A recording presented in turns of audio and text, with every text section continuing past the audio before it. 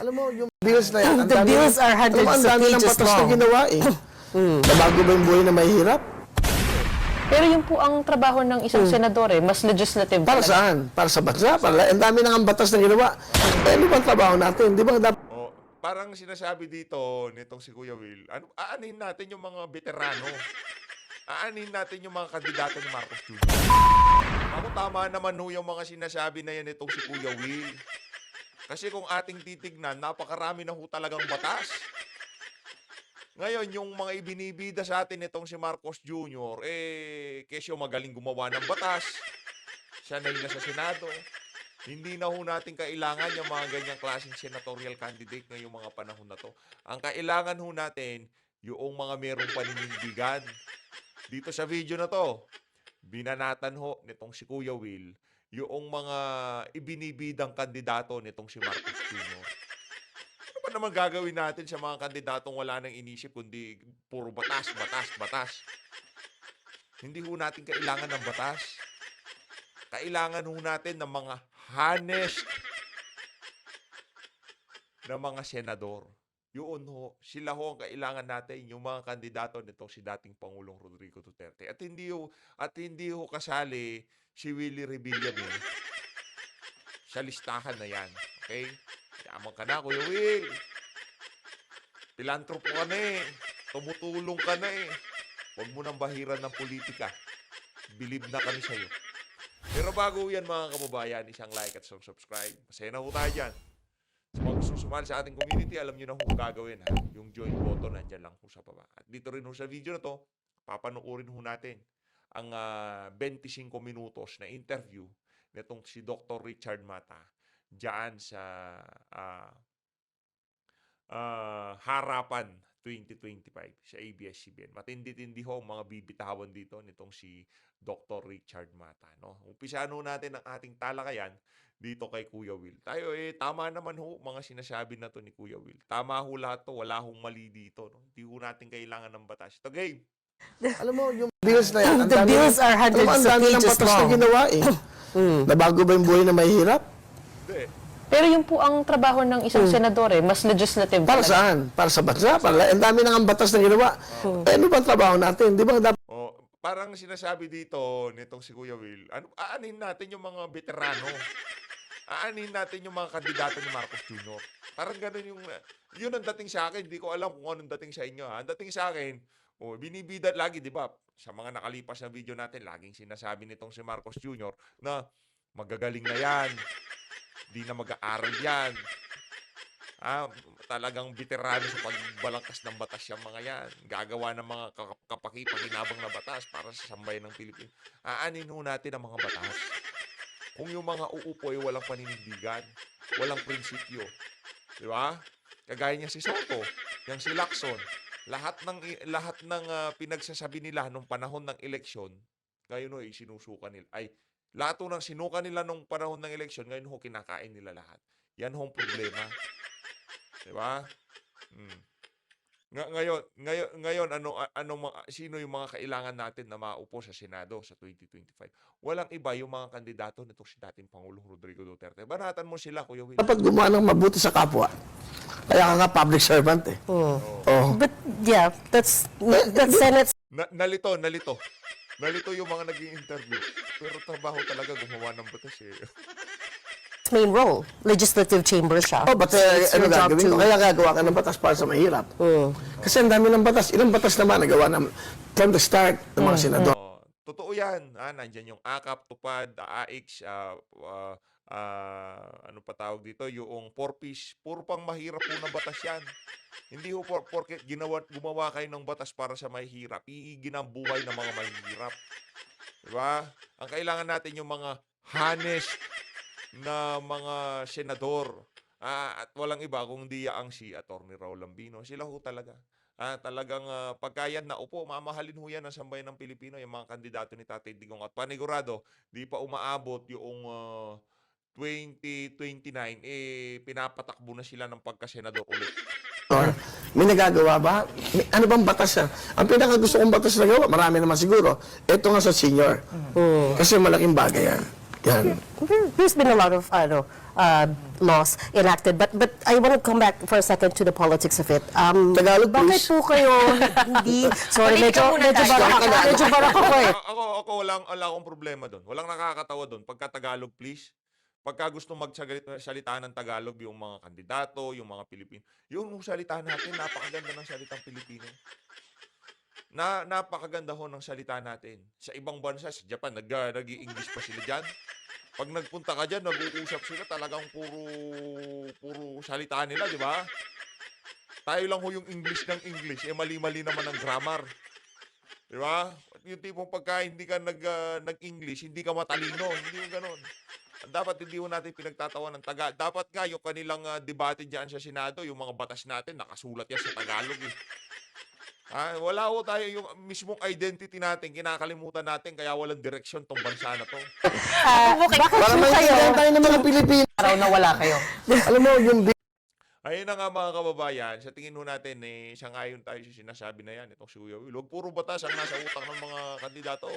Dapat yung mga merong totoong paninindigan at prinsipyo, kagaya nitong si Attorney Jimmy Bondo. Sa bahagi ng video natin na to, pasadaan ho muna natin na mabilisan. Ito na naman. Nakita na naman ho natin itong si Attorney Sheila Sison. Abogado ni VP Sara. Meron na naman ho siyang panayam sa media. Ito, pakinggan ho natin to. Malupit na naman ho ito mga kababayan. Game! Ang timing daw ng paghahain ng impeachment complaints ang isa sa mga dahilan kung bakit hinihiling ni Vice President Sara Duterte sa Supreme Court na ipatigil ang kanyang impeachment trial. Ayon sa abogado ng visa na si Atty. Sheila Sison, kinukwestiyon nila kung legal ba ang ika-4 na impeachment complaint na inendorso nitong February 5, gayong meron ng naunang 3 reklamo na pawang inihain noong December 2024. Gate ni Sison, nalabag ang probisyon sa saligang batas na isang impeachment proceeding lang ang pwedeng simulan laban sa isang opisyal sa loob ng 1 taon. Sabi naman ni Impeachment Prosecutor Isabel Zamora, hindi nagsisimula sa paghahain ng impeachment complaint ang pagbilang ng 1 taon. Batay raw yan sa kasong Francisco versus House of Representatives. Dagdag ng isa pang impeachment prosecutor na si Congressman Joel Chua, Talagang itong mga ating mga impeachment prosecutor, talagang ipipilit nila. Kalma lang kayo. Kayo naman, wala kayo sa lugar para pangunahan ng Korte Suprema. Hayaan nyo ho ang ating Korte Suprema ang magbigay linaw dyan sa mga teknikalidad na i-raise na yan ng magkabilang kampo, ng kampo nitong si VP Sara. Ngayon, kung gusto nyo maghain ng kontrapetition dyan sa hinain na yan ni VP, maghain ho kayo. Kahit nga hindi kayo naghahain, pinapangunahan nyo, baka mabwisit lalo sa inyo yan yung Supreme Court. Diba? Kayo nga dyan, kung sino-sinong pinagkukontempt nyo, di kami nakikialam eh. Kitang-kita naman na talagang paghihiganti lang ginagawa nyo dyan sa mga hearing-hearing nyo, di kami nagsasalita. Linalabag nyo na yung mga karapatan ng mga dumadalo dyan, di kami nagsasalita. Ngayon, isang beses pa lang nagpetisyon tong si VP Sara, nag-iiyakan kayo. Kalma lang kayo, relax lang kayo. Huwag kayong masyadong mapapeli ka nga. Ang dami yung ganyan ngayon, mga mahilig magbida-bida. nasunod ang due process sa ika-4 na impeachment. Supposedly, these 3 complaints were already verified and ready for transmittal to the Speaker, but never did. And then suddenly, you see a 4th impeachment complaint that was suddenly referred to the Senate on the last day of the session. Now, the question that we're asking respectfully the Supreme Court to decide is whether this is permitted. Teka lang. Alam nyo mga kababayan, ito gusto kong makuha yung mga punto de vista dito ng ating mga kasama sa PH Update. Sa tingin nyo ho ba, sa ilang taon na pambibira ng mga mambabatas na to sa mga hearing dyan sa House of Representatives, walang umpa yung pagbira dito kay VP Sara. Kalabisan ho ba na magtanong ang kampo ni VP Sara na valid ba itong ika-4 kasi meron ng 3 nauna? Kalabisan ho ba yun sa parte nitong ating Vice Presidente? Hindi ho ba ito tahasang aalipusta na, kumbaga panggigipit dito kay VP Sara?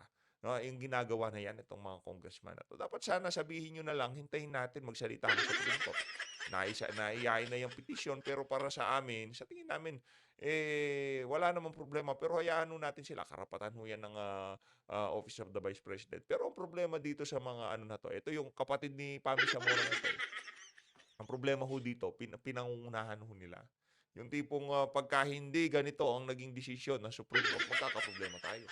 Parang ganun ho yung gusto nilang laging sinasabi pagka nagsasalita sila sa social media. Si Pami Zamora ho, hindi sinali kasi umaas ng abogada yun, hindi naman abogada. Pero itong isa na to, Zamora din ho ito, pero abogada to. Hindi siya maingay sa mga hearing, pero sa tingin natin, ito medyo, siguro ito yung sa mga Zamora, ito lang, kaisa-isa sa merong utak. O malamang sa malamang, malaki-laki na ang gastos nito sa tamba sa mga, di ba? Sa mga pamilya na yan, kaya talagang kailangan merong isang representante sa mga Zamora na yan na maging prosecutor. Congressman prosecutor, ika nga. Tuloy. There's no violation.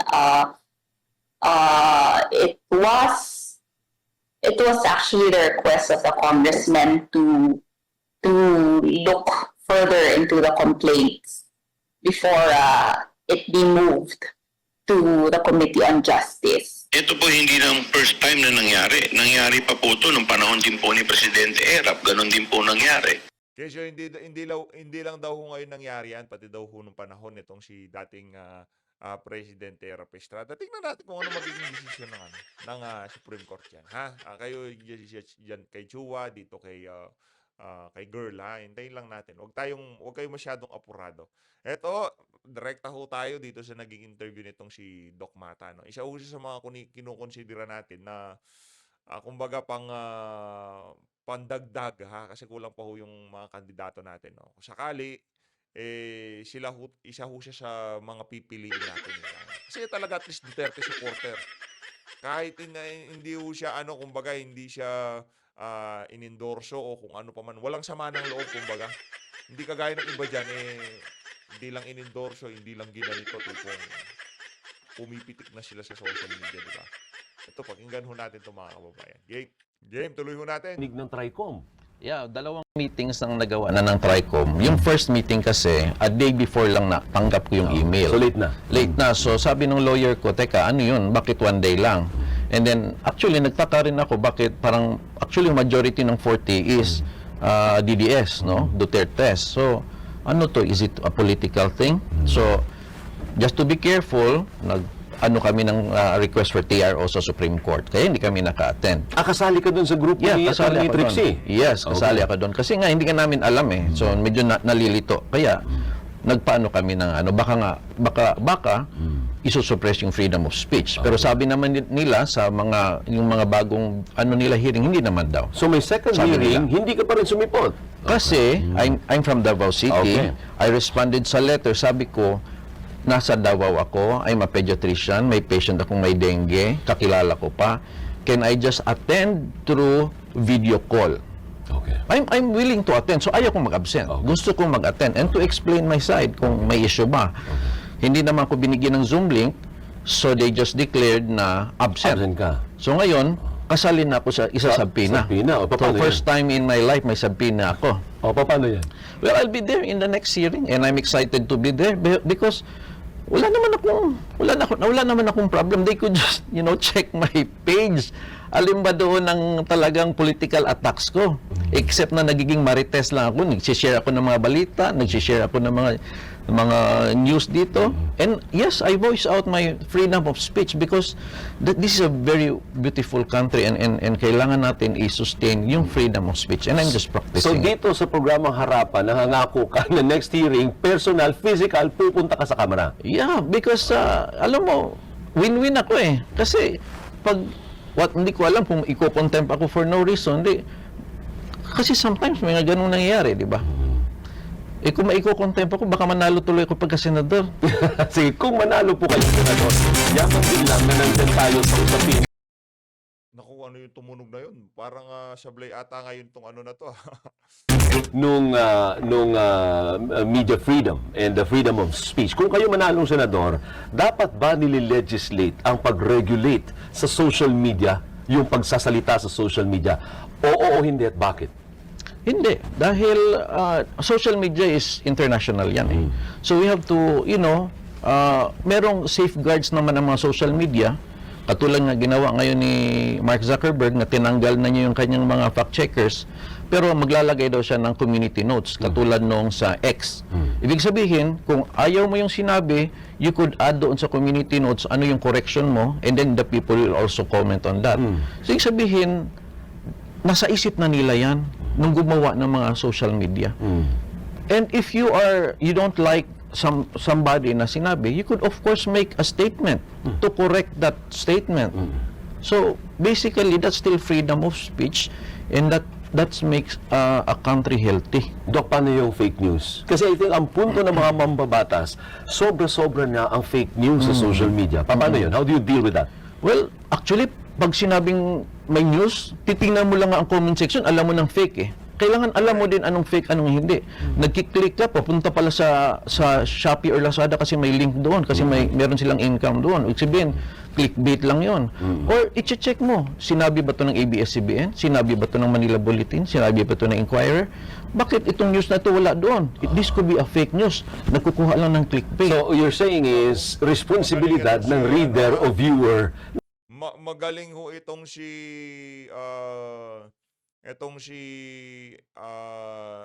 Doc Mata, magaling. Na i-verify. Then i-report natin. Fake news ito.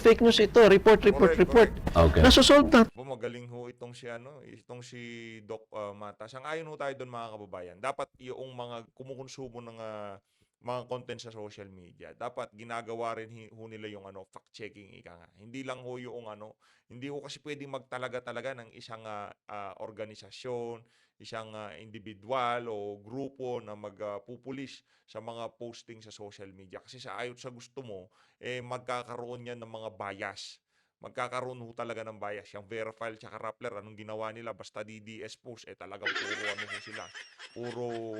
Puro black sila, puro warning sila, di ba? Ganun ho ginagawa nila sa social media. Okay, no need for legislation. No need. So would you say na waste of time ang ginagawa ng TRICOM?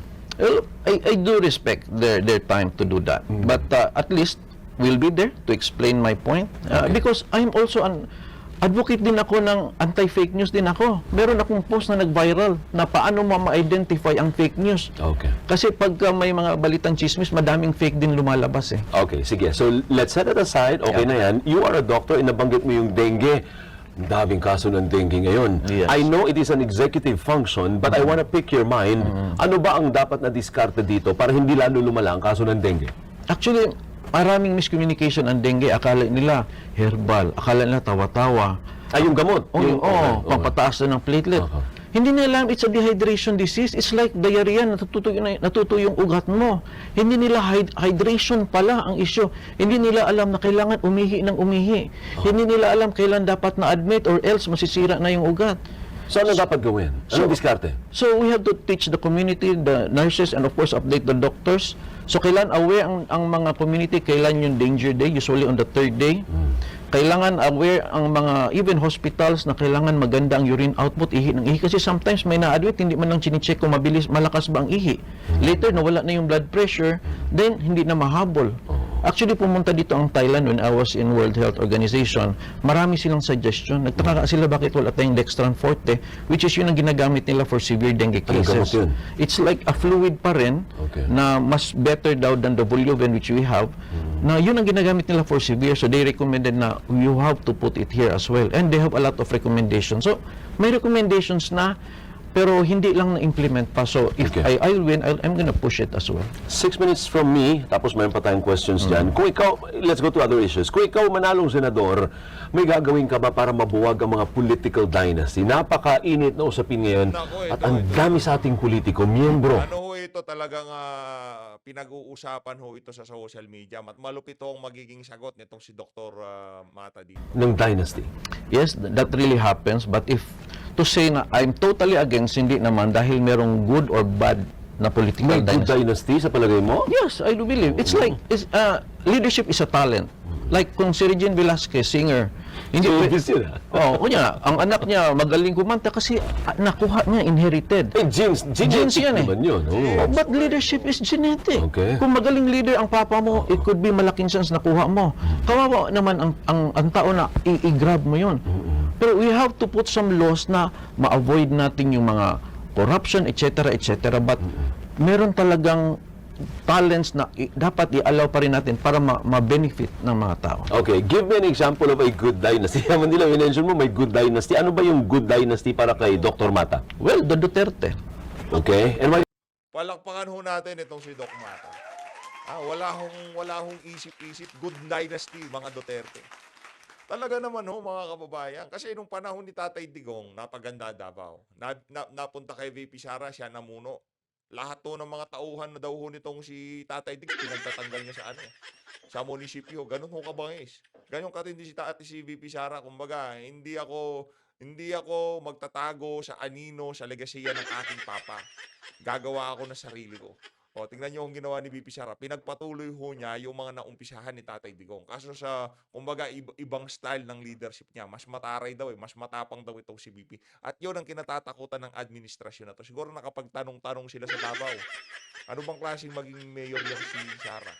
Stricto daw O, hindi siya pwede maging presidente. Hindi na makakapagnakaw yung mga siraulo dyan sa Malacanang, di ba? Diyan sa House of Representatives, di na ho sila makakapagnakaw. Kaya talagang pinipigilan ho nila. Yan ang good dynasty. Kaya dapat ho talaga, magtulong-tulong tayo para hindi ma-impeach itong si Vice President Sara Duterte. Tuloy. How do you say that? Well, lumaki akong Davao. Okay. No? Arston, sinusunog yung bahay ng kapitbahay namin. Patayan dito, patayan doon. We are called as the Nicaragua of the Philippines. When was this? 80s? 80s. Okay. And then, PRRD came, Duterte came, tumahimik ang Davao. I have a cousin, pinatay ni rape, before PRRD yan. So we are really scared. I was first year high school, first year college yung aking pinsan. Okay.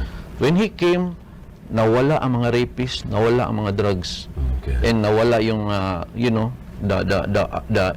the fight in Davao. And then, pagka si Sara na ang nag-handle, na-continue po. Okay. So, that's why solid kami. Ang mga Kasi taga-Davao, solid ayaw namin kay Duterte. mawala yung ganun, baka babalik kami sa Magulong sitwasyon. Okay, sige, usad tayo. Okay. Give me your top 3 legislative agenda.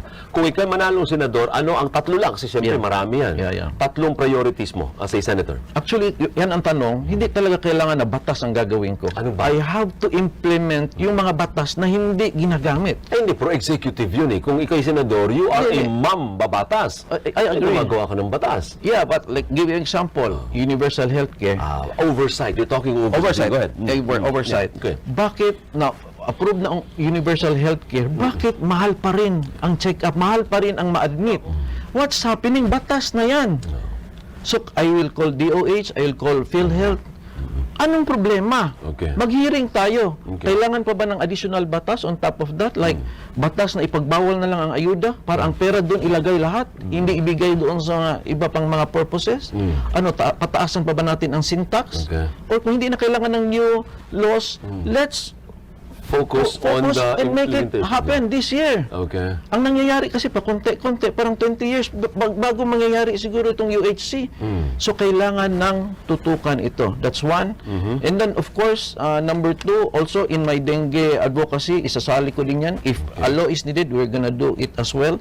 Yung sa aking advocacy din sa mga autism, kawawa ang mga batang mahal ang check-up, mahal ang therapy, kailangan ng Napakaganda ho niya ng ng mga advokasya nitong si Dr. Richard Mata, no. Yang mga yan talagang napakahalaga ho ngayon yung mga sinasabi niya, lalo na yung para sa mga minsan single parent ka na tapos meron pang autism ang anak mo. Sobrang hirap po nun. Kaya kung talagang maisasama nyo ho itong mama na to, magkakaroon ho tayo ng isang doktor sa ating lineup, ika nga. Tulong nila. So basically being a pediatrician, malapit ako sa mga bata and that's why kailangan sa 24 na senador, kailangan at least may tutok talaga sa mga bata. That's why I'm here. Actually, 12 lang yung pipili. And speaking of that, here, 24. sa kabuuan niya, 24, I don't know kung nakita mo yung listahan ng mga nag-top 15 sa kaliwat kanang survey. eh. Yeah. Anong insights mo? Bakit ganun ang nakakapasok sa top 15 na most probably may chance na manalo? Yes, Ganun yes. ba ang klase ng electorate na meron tayo? I think you've seen the list. Yes, yes. Because they are doing the traditional approach, which is the billboard, television, and the tarpaulins. And then they go around. That's traditional. Siyempre, nauuna talaga silang mapapansin. But the third power now is the social media. Iba ang social media sumipa. Hindi kami napapansin sa simula. But karamihan ng mga effect ng social media na talagang sumipa, Pierre RD, even Robin Padilla, sumipa yan on the last week eh. Even si Willie Ong, sumipa yan siya. Hindi lang siya nanalo but there was 7 million votes on the first dun sa senatorial niya. Ibig sabihin, iba ang effect ng social media and I'm running just to prove that. At ikaw kamo hindi ka iikot, di ba? Yeah. Purely social media ang Ang gagawin mo. umiikot yung videos ko ang umiikot. Sa social media, Yeah. through the internet. Yeah. Pero physically, you press hands with the voter. Alam niyo mga kababayan, yan ang kagandahan sa ating mga kandidato. Hindi ho sila gumagasta ng pagkalaki-laking pera kagaya ng mga taga-alyansa. Kasi yung mga taga-alyansa ho mga kababayan, ang ginagasta ho niya, winawaldas niyan, milyon. Kada rally ho ng mga yan talaga nakita niyo naman ho yung tao, baka daang milyon nga pati yung mga ayudang pinamimigay nila, diba? Hindi naman pupunta dyan yung mga, ayaw nga nilang administrasyon na to Nagpunta sila dyan doon sa mga makukuha nila, sa mga politikong magsasalita dyan sa mga rally na yan. Pero yung mga kandidato natin, dahil nga walang budget yung mga yan, pero ang sinisigurado ho nila sa atin, kung sakaling maluklok sila, magtatrabaho ho sila para sa bayan ng Pilipino. Suportahan ho natin. You're not going to do that. Yes, because magasto. Kasi kung gagasto ako, malaking chance na baka babawiin ko lang din. So better na walang gasto. If I will win without spending, then yung ibang social media na mababait, na matitino, baka tatakbo din sila in the future, mawawalan ang mga trapo. I have a few seconds left before we get the questions from the table. Wais ba na i-legislate yung wage hike? Sa palagay mo, bigyan ng dagdag na sweldo ang mga manggagawa, 150 man yan, 200 pesos man yan, o hindi dapat depende sa region? Regional wage boards dapat yan. Well, that's a very difficult question dahil kailangan din natin yung kausapin yung mga business owners, no? But sabihin natin sa mga presyo, medyo mahal din ang mga bilihin kahit sa mga probinsya So hindi ibig sabihin Correct, totoo ho yan. Yung presyo nito mga binibenta nitong mga kumpanya na to, kahit saan ho kayo magpunta, yung juice dyan sa Maynila, sa probinsya, parehas lang ho ng presyo. Parehas lang ho, kahit saan ho kayo magpunta, yung mga fast food, parehas ho yan, standard yung presyo nila. Minsan nga, pagka medyo malayo, mas mahal pa yan Tapos yung swelduhan sa mga probinsya, sa mga malalayong bahagi ng Pilipinas, mas mura. Sa tingin ho natin, dapat ho talaga, standard yan. Kasi pare-parehas lang naman yung presyo ng mga bilihin. Yung candy ba dito, mas mura ba siya o mas mahal? Kung yung fast food dito sa Metro Manila mas mahal siya kumpara doon sa fast food sa mga probinsya, talagang magkaroon tayo ng hindi pagkakaparehas sa pasahuran nga. Yung sardinas ba sa Metro Manila, mas mura ba ang bilihan ng sardinas sa probinsya? Hindi ho, pare-parehas lang ho yan. Kaya kawawa talaga yung mga minimum wage earner natin sa probinsya dahil napakababa ng sweldo. Gayong yung binibili ng mga nasa Maynila at nasa probinsya, magkakaparehas lang naman ho. As always, maraming salamat ho sa pag-support sa PH Update. Mag-ingat ho kayo lahat. Mahalin natin ang Pilipinas. Maraming salamat ho.